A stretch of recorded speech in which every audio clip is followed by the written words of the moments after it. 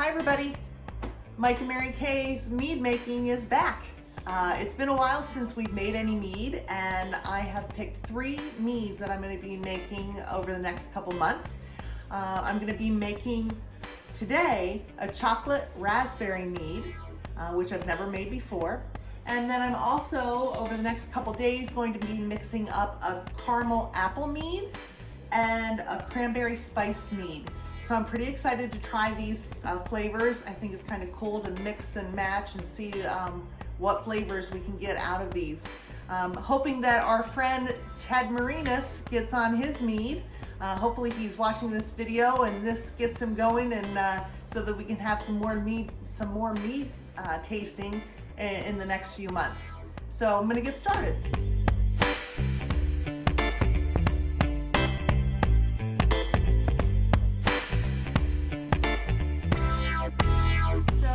Now what I'm doing is adding in the dried raspberry puree, which will give it the raspberry flavor. I've already added 3 pounds of honey to 1 gallon of spring water. And then I'll heat this up till everything's liquefied, and I'll go on to the next steps after that.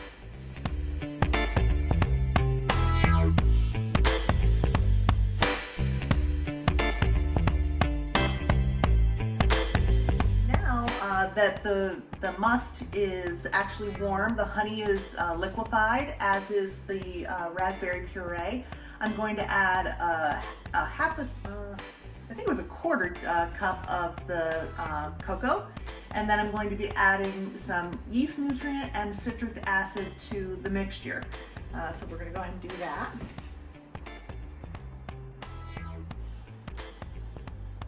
Pretty excited about this.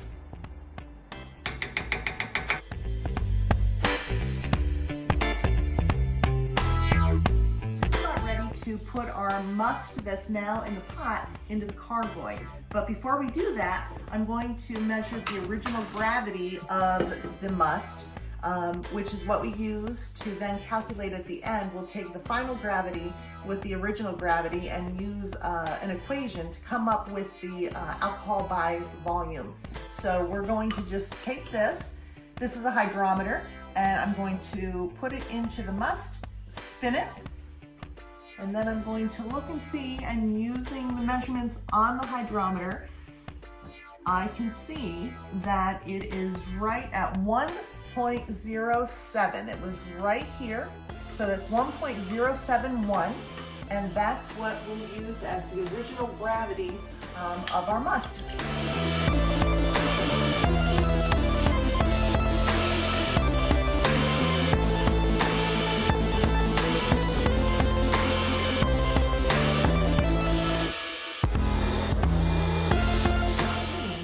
The carboy is really active right now. I'll talk about that in a second. I just wanted you to see that. You can see up into the airlock. And the airlock has water in it, and it is bubbling, which is really pretty cool. So what's happening is that the mead is fermenting right now, and the yeast is producing carbon dioxide from eating the sugars. That is the byproduct that happens from the yeast. And then the gas is building up, and the pressure inside the fermenter is pushing it all upward, and it goes into the airlock. Okay, and the airlock allows for that gas to release. And then it makes sure that bad things or contaminants from the outside can't get in. So it really plays 2 parts, but really taking a look and seeing the yeast being activated and fermenting taking place, pretty wild.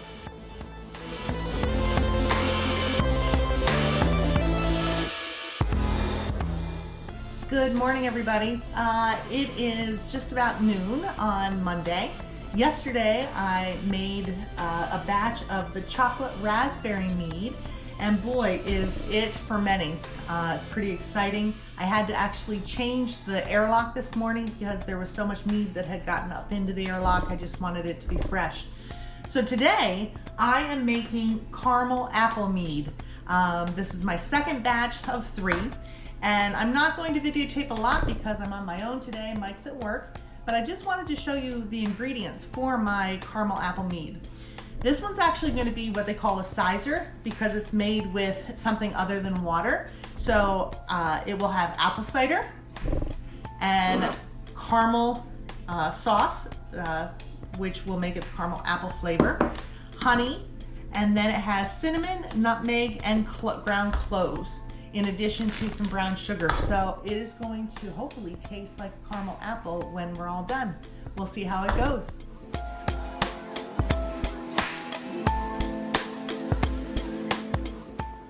I wanted to quickly update everybody on where we are with our 2 meads that are now fermenting in the carboys.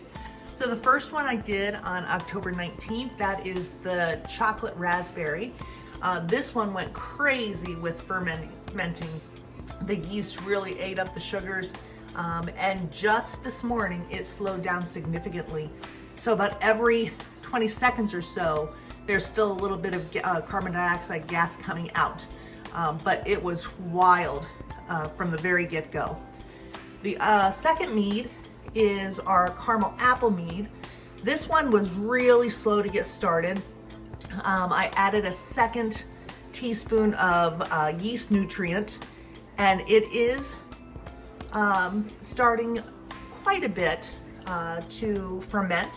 It's taking its good old time, but I can actually see, and you can see too, there are bubbles within the carboy, so you can see that the yeast is still eating away at the sugars, which shows that the carbon dioxide bubbles are coming up to the top and through the carboy. Now the other one I just put together, just finished up in the carboy. This is a cranberry spice mead. Love the color of it. It's a deep red. And it is just put together today on October 22nd. And I added yeast nutrient to it right at the beginning. As soon as I pitched the yeast, I also added the yeast nutrient. So we'll see what that does. Right now it hasn't started yet with the fermenting, but it can take up to a day or so for the fermenting to start. So we'll see. The last thing I have to do is I need to check the original gravity, and I will put that in the video notes when I'm putting the video together. I'll keep you updated.